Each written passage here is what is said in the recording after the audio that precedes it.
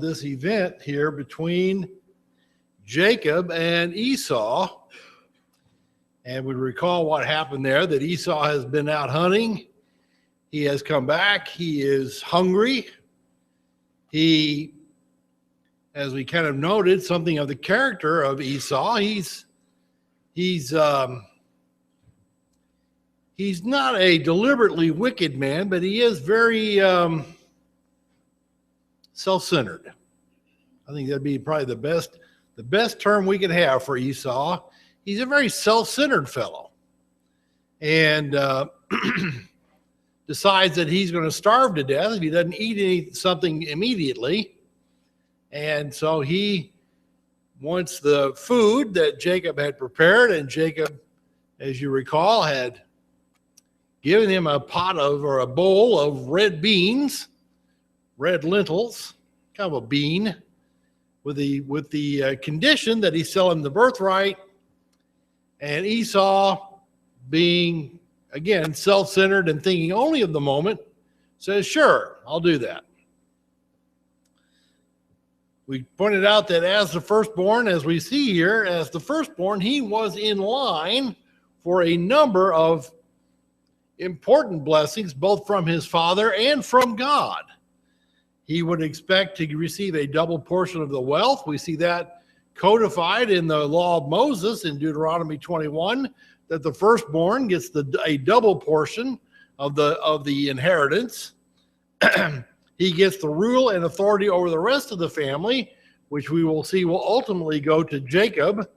But that would have been Esau's. That would have been Esau's birthright. That would have been his inheritance, to be the leader of the clan, if you will, the leader of that organization, of that family, and having the authority over the rest of that family to make decisions.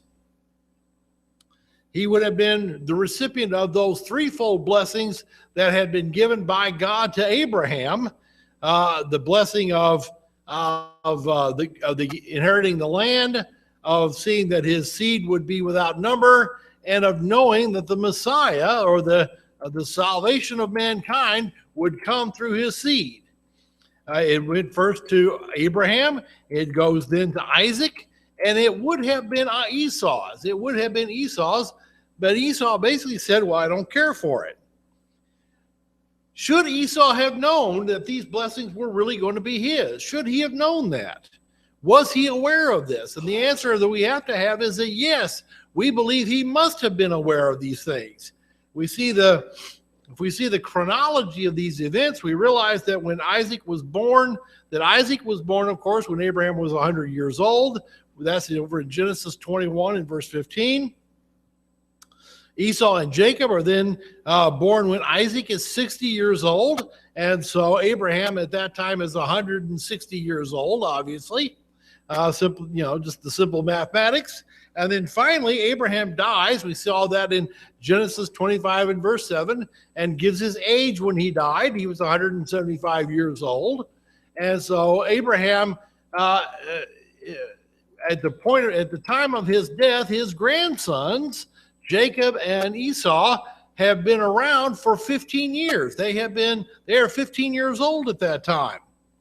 And you can imagine this family group traveling together, living together. They don't have TV or video games to distract them.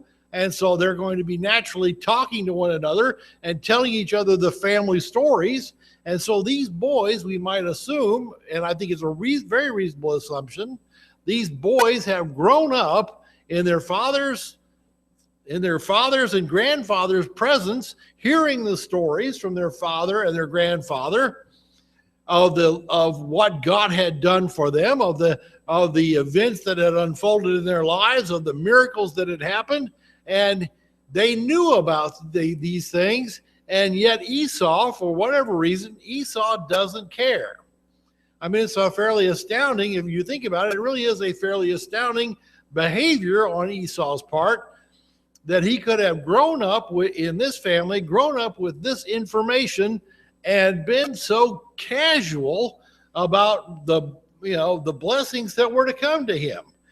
It was really, it really points out more to the point of why over in the Hebrew letter, Esau is pointed out as being that profane man, that ungodly man. Why was he ungodly? He didn't care. He didn't care that he had the blessings of God. He didn't care that he was ready to inherit. He didn't care that his family had been worshipers of Jehovah for a long time. He didn't care. He was too interested in what was happening to him at that moment. We go on then from there. Now we have this kind of an interlude, if you will. We have a little bit of an interlude here of events that take place in chapter 26. I believe this is deliberate on the part of Moses. I believe there is, to some degree, this is chronological. And what we see here is the passage of time. We just see that time continues to roll on for this family, and we see the events that come about for this family as things go forward. We read here in chapter 26, and we find history repeating itself, if you will. There's an adage that says those who do not learn from their history are doomed to repeat it. Well, apparently Isaac didn't learn from his history.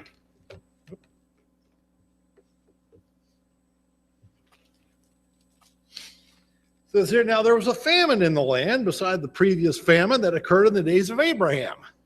These famines would have occurred, this famine would have occurred some 80 to 100 years after the prior famine in the days of Abraham. And it is actually very typical of this region of the world that every few years they have a drought. Every generation or so, there's a drought there. And so we see that drought comes in and everything dries up and burns up, and there's a lack of food. And so they have to make adjustment for it. We have the same thing in this country. Most of you know, for example, that California has been under a tremendous drought, but now here in the last several days or weeks rather, they've had a fair amount of rain out there. And so the lakes are beginning to fill back up again. But this is just the way that some areas of the world work. And this is true of this part of Israel, in that they have periodic droughts. And so we see that this is what's happening again in the days of Isaac. It says, so Isaac went to Gerar to Abimelech, king of the Philistines. Now, right away, we get a little bit of controversy, not so much controversy, but question raised. Is this the same Abimelech? Is this the same Abimelech who had dealings with Abraham? Because if we recall, Abimelech here is not the name of the guy, it's his title. The name, this title, Abimelech, stands for royal lord or royal father. And so this could have been the other, the Abimelech who met with Abraham could be his son or some other descendant, or it could be the same guy, given the fact that these men were tending to live for longer periods of time. Could have been the same guy. The answer is we don't know for sure, and frankly, it's not terribly important. He's thinking about apparently Isaac is thinking of going into Egypt, just as his father had gone into Egypt to find food, and the Lord tells him not to. We continue on in verse 2. The Lord appeared to him and said, "Do not go down to Egypt. Stay in the land which I shall tell you. Sojourn in this land, and I will be with you and bless you. For to you and to your descendants I will give all these lands, and I will establish the oath which I swore to your father Abraham. And I will multiply your descendants as the stars of heaven, and will give your descendants all these lands, and by your descendants all the nations of the earth shall be blessed. Because Abraham obeyed me and kept my charge, my commandments, my statutes, and my laws." And so Isaac lived in Gerar. When the men of the place asked about his wife, he said, "She is my sister," for he was afraid to say, "my wife," thinking the men of this place might kill me on account of Rebekah, for she is beautiful. And it came about when he had been there a long time that Abimelech, king of the Philistines, looked, out a window and saw, and behold, Isaac was caressing his wife Rebekah. And then Abimelech called Isaac and said, behold, certainly she is your wife. How then do you say she is my sister? And Isaac said to him, because I said, lest I die on account of her. And Abimelech said, what is this you have done to us? One of my people might easily have lain with your wife, and you would have brought guilt upon us. So Abimelech charged all the people, saying, he who touches this man or his wife shall surely be put to death.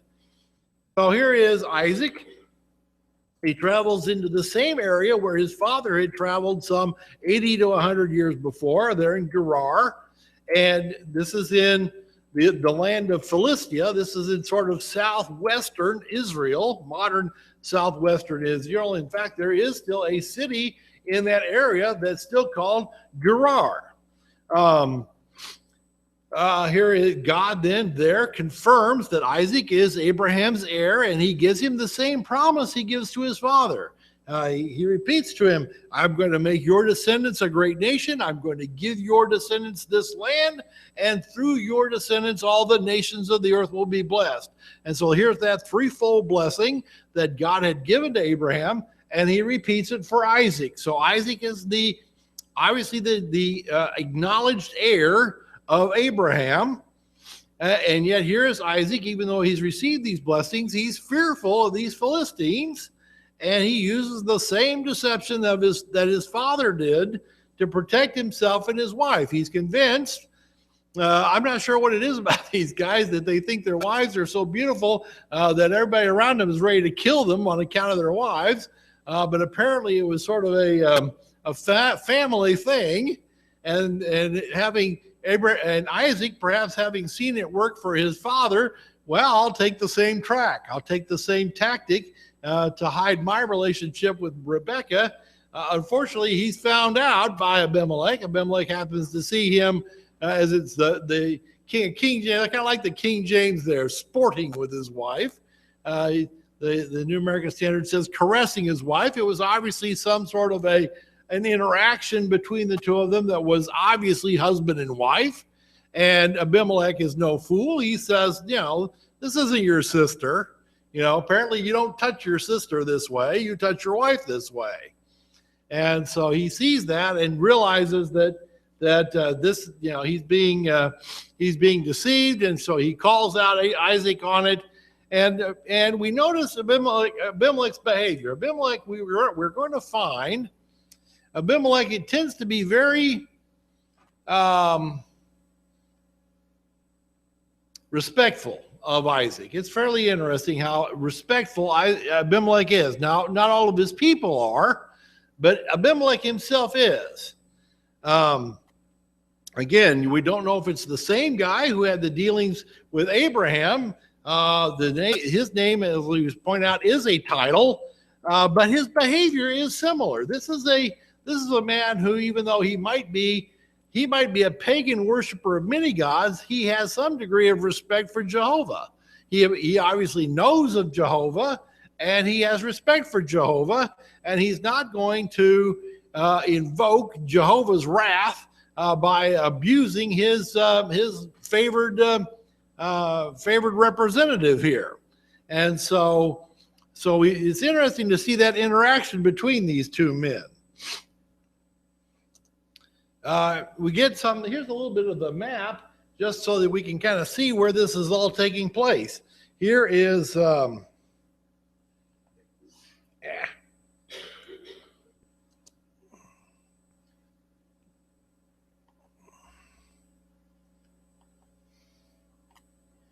here is obviously Gerar, located there in the area of Philistia.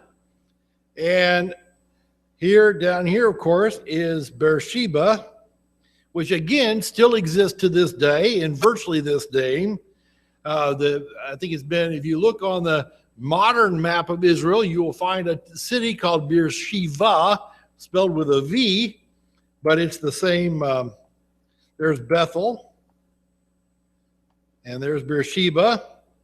And so what we have here is that Isaac is moving sort of to the south and east of where he's come from, down from Bethel, ultimately from earlier, and from Hebron. He'd been living for a while here in the Hebron area.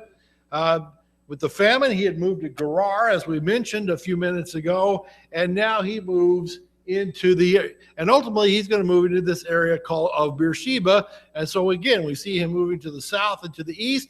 As he goes east, the land becomes more arid. It's sort of similar in a lot of ways to Southern California, where you have the ocean, then you have a sort of a ridge of hills, and then past that ridge of hills, you have a valley area. This was the valley of Gerar, and you have this valley area that was sort of semi-arid, and as you moved further east, it goes even more arid. And so, in a way, there's a lot of this terrain that's similar to what we would see. If I quit bumping the fool. You see that, there you go. As you move to the southeast, it becomes more arid. And we're going to see how that factors into all of this because of these disputes that these men are going to have over these wells that are coming up. Here we see verse 11 then. Now Isaac sowed that land. Now that's interesting, by the way, because if you remember, Abraham, there's no indication that Abraham ever tried his hand at agriculture. He was a herdsman. He had herds, he had camels, he had sheep, he had goats, but there's no indication, there's no scripture that I'm aware of about Abraham trying his hand at agriculture.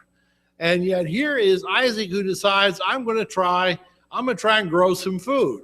And so he does. He says he sowed that land and he reaped the same year 100-fold, and the Lord blessed him. And so here as he sows this land, we can understand that the drought has broken, the rains are coming back. This is actually a fairly fertile area of the world. When it gets rain, when it gets enough moisture, it's fairly fertile.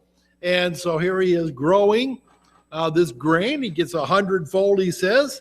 And it says, and the man became rich and continued to grow richer until he became very wealthy. For he had possessions of flocks and herds and great household, so that the Philistines envied him. Here is, just to show you that people don't change, that sort of, we 2,000 years later, or even more than 4,000 years later, we're still squabbling over who's got the wealth. And here it is that Isaac is a man of wealth, he's a man of prosperity, and his neighbors, as a result, they don't like him. How dare he come into their land and be successful? And so we find that they are going around. He says, now all the wells that his father's servants had dug in the days of Abraham, his father, the Philistines stopped them by filling them with earth. So here the family had dug these wells. We read about this in previous chapters, back about chapter 20 or so, as Abraham comes through and lives in this area and digs wells, because again, this area is fairly at least semi-arid, and so water is an important resource in this area. As you might well understand, water is an important resource in this part of the world, and so they're digging wells to make sure they have plenty of water for flocks and for themselves. And the Philistines respond by being fairly spiteful about it. They go around filling in the wells and basically, filling them up, filling them back up again. Here's Abraham, who's got a legitimate claim to this land by having lived there and by having dug the wells. And the Philistines are determined to kind of blot him out. Notice Isaac's response, though. This is a fairly good thing to note too, though. We see Isaac's response. Isaac could have responded very aggressively. He had certain rights to this land. He certainly had rights to the wells that his father had dug. He probably had a fairly sizable household with him in terms of servants and others that were part of his household. And he could have really, if he'd wanted to, he could have caused some real heartache, some real headache for these Philistines. It would not have been hard for him to have mounted some kind of a raiding action against them or some other type of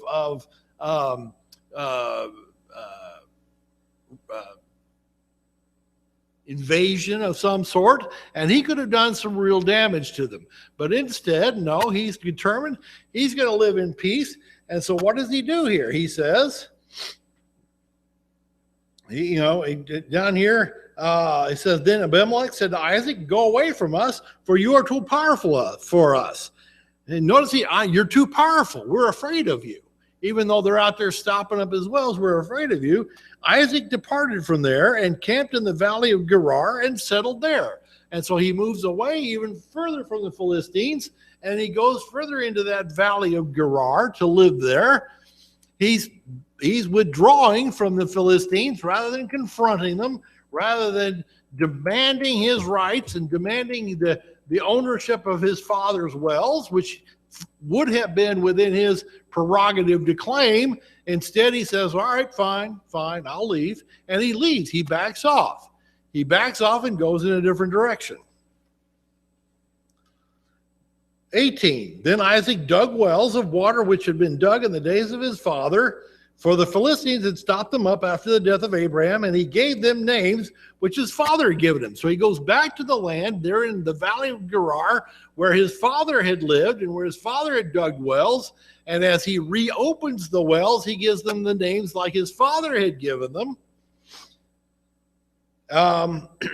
He says, but when Isaac's servants dug in the valley and found there a well of flowing water, the herdsmen of Gerar quarreled with the herdsmen of Isaac, saying, the water is ours. So they named the well Esek, because they contended with him. Isaac here is trying to find a place to live, living here in this valley of Gerar. He digs this well. He digs one well, then he digs another. He finally actually digs 3 wells, as we read here. He says, then they dug another well, verse 21, and they quarreled over it too. So he named it Sitnah. And he moved away from there, and he dug another well, and they did not quarrel over it. So he named it Rehoboth. For he said, at last the Lord has made room for us, that we may be fruitful in the land. Then he went up from there to Beersheba, and the Lord appeared to him that same night and said, I am the God of your father Abraham. Do not fear, I am with you, for I am with you. I will bless you and multiply your descendants for the sake of my servant Abraham. So he built there an altar and called upon the name of the Lord and pitched his tent there, and there Isaac's servants dug a well. You see these 3 wells. He digs 3 different wells, and each time he's, again, he would have been perfectly within his right and perfectly within his power to have opposed these Philistine herdsmen who are trying to steal the water. It almost sounds like an old cowboy western. They're coming in and stealing the water rights. And rather than strap on his 6-shooter or strap on his sword, which would have been the thing to do, if you were following the old western line, instead, Isaac simply gathers his family up and they move basically further away from the Philistines each time. We notice something, we get some sense of the meekness, the long-suffering nature, if you will, of Isaac in this, and that he's not willing to go to war with his neighbors. He's not willing to engage in a battle, but rather he just wants to live in peace. And so he makes the first well, Esek, been named the well of quarreling, or the quarrel well. The second well is Sitnah, is the well of hatred, and then finally he finds his third well, Rehoboth, and that one that's where he can live. He calls it the well of ample room. That's what the wording means there. As we read here in the text, he moves a 4th time. He moves to Beersheba, and it is perhaps here he is concerned, I think, about this growing animosity, this growing threat from these Philistines. And so we see here, as God says, he says, do not fear, for I am with you, when God appears to him. Well, why does God say that? Well, the thought is that perhaps Abraham or Isaac was becoming a little fearful. That here is this animosity, here is this threat again from these Philistines, and how am I supposed to contend with that? And God says, "Don't worry, we've got room here." And so He sets up in Beersheba, and it is apparent from this account, He builds an altar there. He sets his tents up there. He digs a well there. He's into Beersheba and intends to stay there for at least for some time. It's clear that he intends to stay there for some time. Notice what happens next. Then Abimelech came to him from Gerar. I got my slides out of order. Yeah, then Abimelech came to him from Gerar with his advisor Ahuzath and Phicol, the commander of his army. And Isaac said to them, "Why have you come to me, since you hate me, and you have sent me away from you?" It's a perfectly reasonable thing to ask. What do you, here you come calling. Here comes Abimelech, comes calling with his advisor and his military commander. And Isaac basically says, "What do you guys want? You've driven me as far away from you as you possibly can. What is it you want now?" We might reasonably understand that Isaac is asking that question of Abimelech. And their response is rather humble. It's kind of interesting to see the kind of humble response that Abimelech gives back to Isaac. Because he says, they said to him, we see plainly that the Lord has been with you. So we said, let us now make an oath between us, even between you and us, and let us make a covenant with you, that you will do us no harm, just as we have not touched you and have done nothing to you, nothing but good, and have sent you away in peace. Now you are the blessed of the Lord.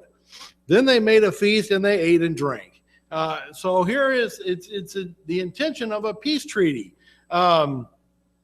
Again, there's some speculation here that Abimelech is aware of the growing threat to his north, which is the Hittites. The Hittites have been making moves into this area, and this is going to continue to grow because you've got the Hittites to the north who are trying to become a world power. You've got the Egyptians to the southwest that they are likewise becoming a world power. And here's Abimelech's land, which guess what is right on the main route between those two big nations.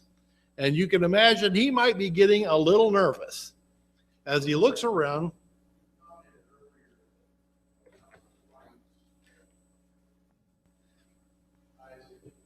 Yeah.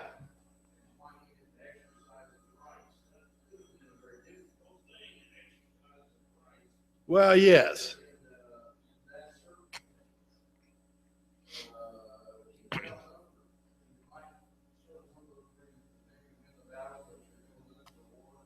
Yeah.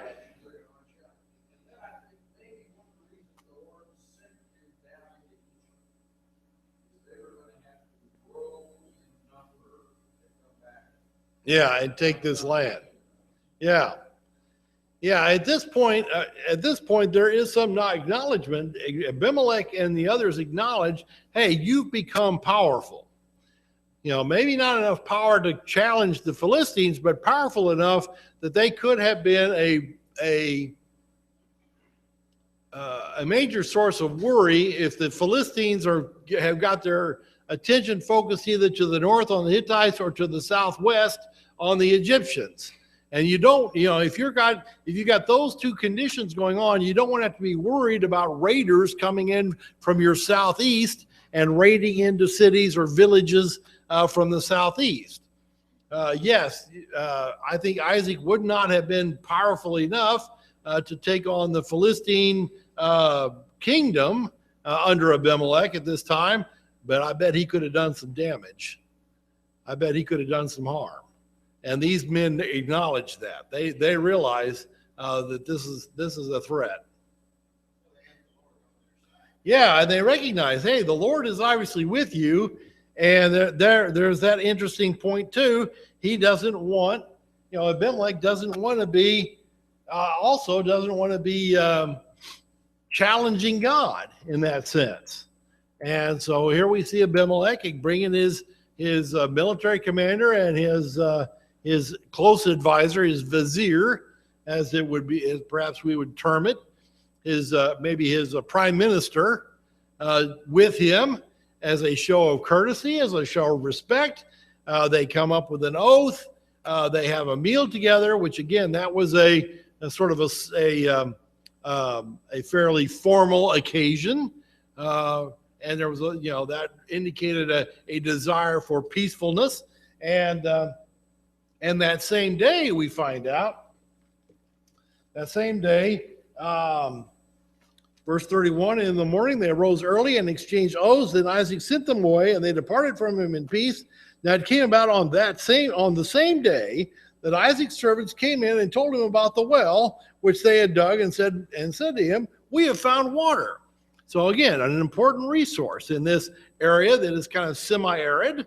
It's an important resource for sustaining themselves. So he called it Sheba.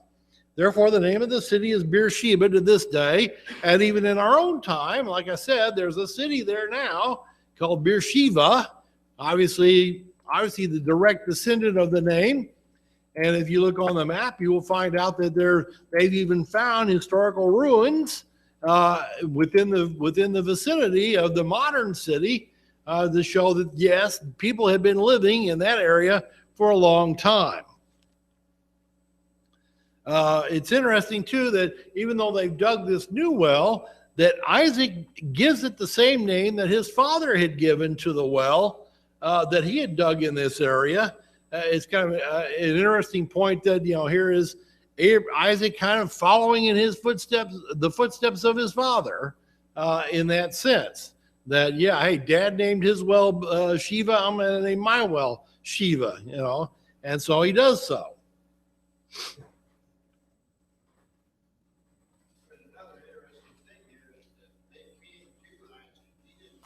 Yeah, they came to him. Yeah, it's clear that they are concerned about what he might do. It's clear that they're concerned about, are we creating an enemy with this man who is a powerful man?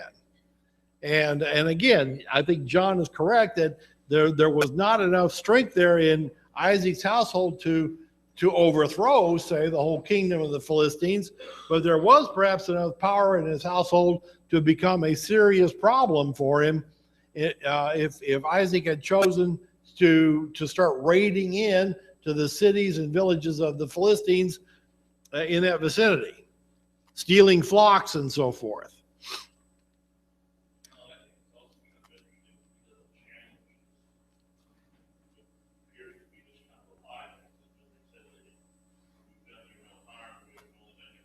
Yeah. Yeah, they kind of gloss over the fact that we kind of stole water from you and we kind of forced you to move, but other than that, we've been real good neighbors. Yeah. Yeah, I think he was perhaps being more polite than anything, rather than challenge them on that assertion. That's a good point. That is a good point, Todd. He rather than call to attention their behavior, he kind of bites his tongue and says, "Okay, we'll continue to live in peace." I'll get down here now. These last two verses, really, a lot of commentators suggest these last two verses really go with the contents of the next chapter. So it's kind of a bad chapter break here. But we see what happens here. It says, "Now when Esau was 40 years old, he married Judith, the daughter of Beeri the Hittite, and Basemath, the daughter of Elon the Hittite, and they brought grief to Isaac and Rebekah." Just a couple of verses, couple of sentences here to describe this. But we again get something of the sense of Esau's behavior. Esau comes across, frankly, as a fairly self-centered, fairly irreligious man. Abraham, of course, had multiple wives. He had Sarah, of course, his wife, and then Hagar, and then the other women that he had married. And Isaac it's interesting to note, Isaac, having seen that and grown up with that and having endured that, he wanted nothing to do with it. There is no evidence that Isaac had any wife other than Rebekah. And so he basically wants no part of a polygamous relationship. But again, it's similarly interesting to note how immediately Esau, his son, goes right down the road that his grandfather went. He's got multiple wives. And worse yet, he takes the wife of some of the Canaanites. He takes these daughters of the Canaanites. Now, they had. It was clear that Abraham, of course, had not wanted Isaac to marry any of these Canaanite women. We might assume, it's never stated, but we might assume that Isaac and Rebekah likewise, did not want their sons marrying with these Canaanite women. We do find that to be true with Jacob, where Rebekah sends Jacob away. We're going to read that here in just a short time. But it's clear here that, let's get these Canaanite women away from our sons. Oh no, Esau goes ahead and marries a couple of the Hittite women. And we notice what it says. It just simply says they brought grief. Literally, they brought a bitterness of spirit to. I know I've heard John speak about this before. Here you have these two women that come in. They come in with apparently their own attitudes, especially regarding religion, their own attitudes regarding behaviors, and they, rather than try to integrate themselves into the family and become good members of the family, they are apparently undermining the family. We don't know exactly to what extent, but apparently they do try to undermine the family. Some have suggested, the commentators suggest, well, they bring in idolatry. That was certainly a possibility. We don't know what other kinds of behaviors they may have tried to introduce into the family that were contrary to the principles of Isaac and Rebekah. But again, we can understand that whatever they were doing, it was a great source of contention between them and their in-laws. And if you want to have trouble in your family, get in a fight with your in-laws. It's just not a place you want to be. And these women apparently didn't, either didn't care or were not paying attention that they were causing a contention with their in-laws.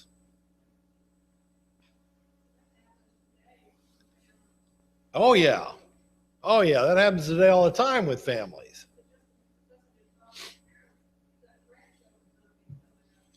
Yes, you have grandchildren too that come up, and they're raised, they're raised with perhaps a conflicting set of signals from mother and father, and once again, it causes a great deal of stress within the family.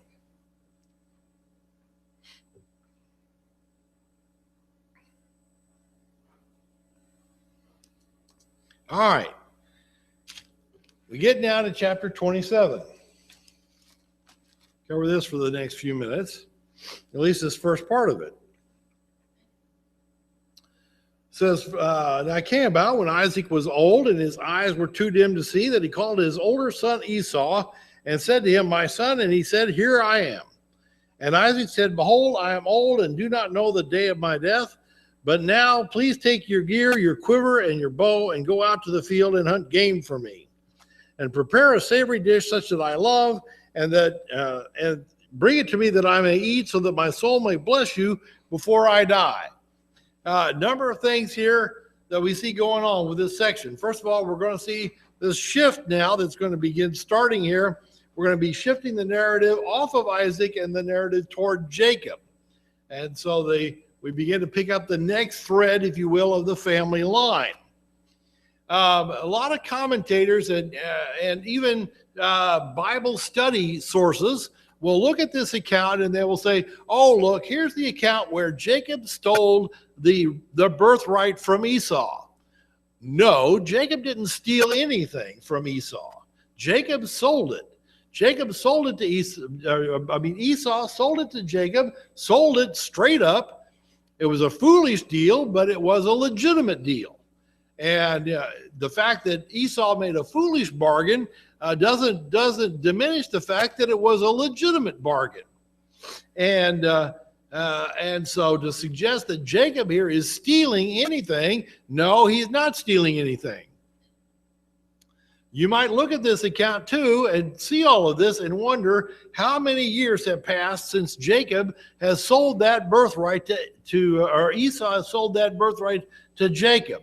How many opportunities, we might ask, did Esau have to try and buy that birthright back?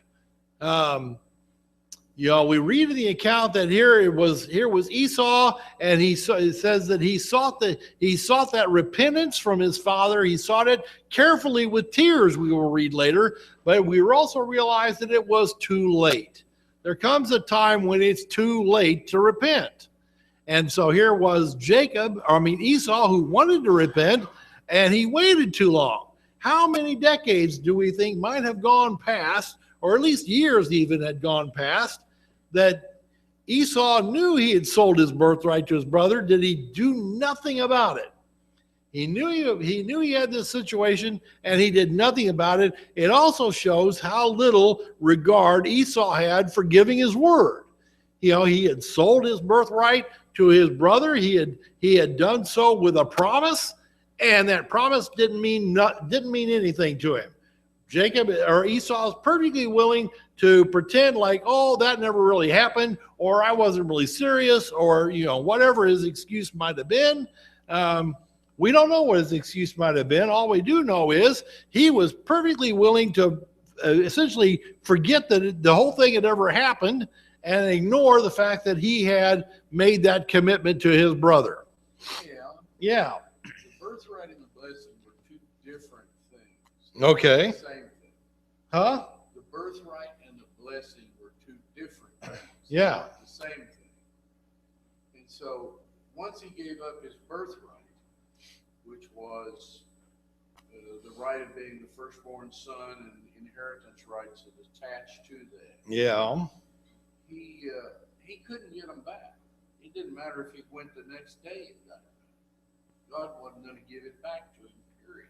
I think that's true. I think God had already determined you're not getting this back. Yeah, well, that's what Hebrews means, that there wasn't any place of repentance. He could be sorry and repent all he wanted, but sometimes you don't get it back. Mm-hmm. And the blessing was separate from that. And it would have pertained to him to carry again the rights. It wouldn't have been the rights of the son, but it would have been the blessing to the son that probably through him the Messiah would come. And that's what he was tricked out of too. He got rooked up, and then he got a rooked out of the other. Well, okay. But you're right, his character, he revealed his character in that he was willing to sell it. He thought so little of it that it was a joke to him. Yeah, it was of no consequence. I heard you asking earlier that did they know what they were getting rid of? And yes, I think they did. Oh, I think he definitely did. They all this time with that promise, and through them the world was going to be blessed, was foremost in their mind. Mm-hmm. Except for him, he treated it callously. Very casually, very callously. Oh yeah.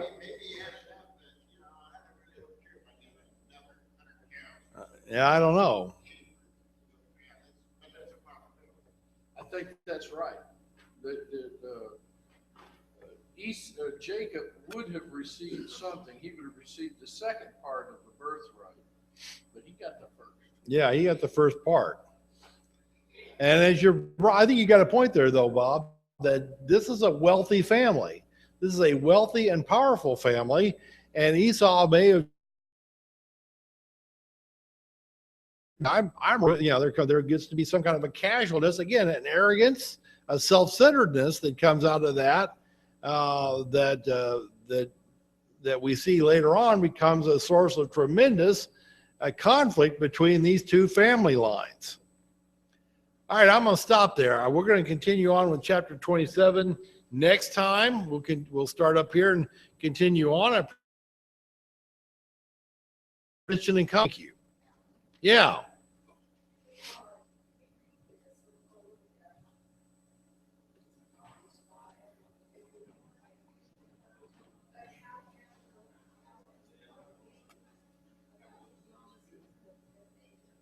Yes.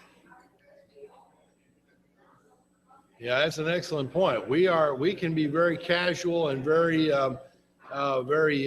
nonchalant about the promises that we've received and treat them the same way.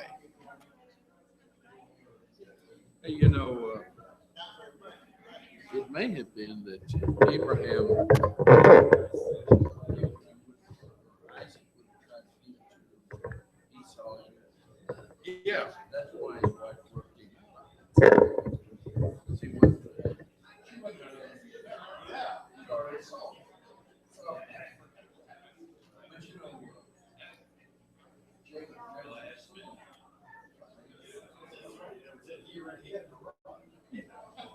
but he got it.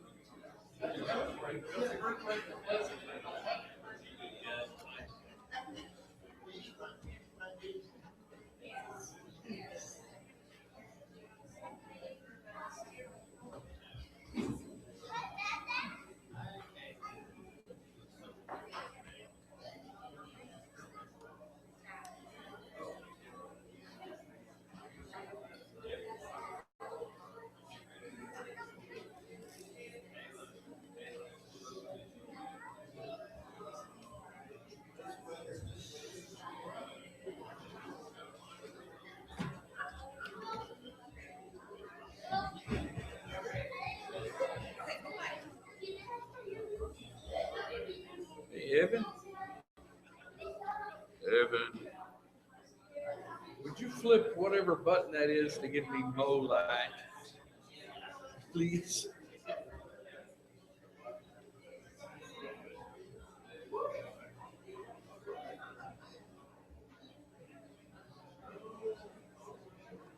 That's a long way down there.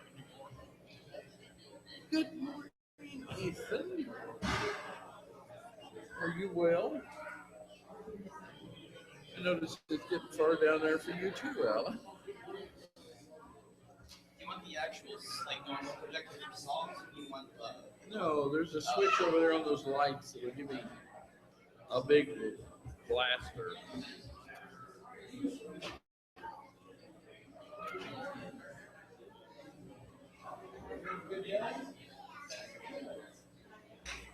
Yahoo! Let there be lights. Thank you.